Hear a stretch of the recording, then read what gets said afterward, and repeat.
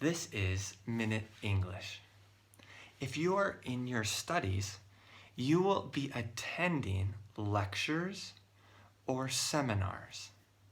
Lectures or seminars.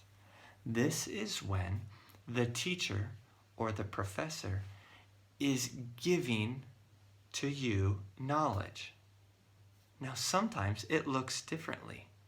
Sometimes this teacher might choose to not say anything at all.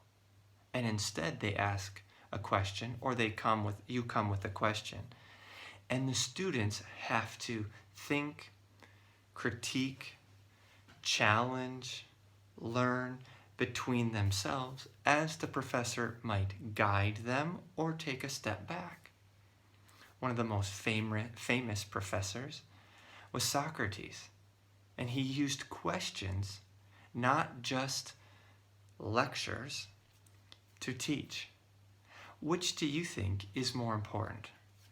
The giving of knowledge or the finding of knowledge on your own?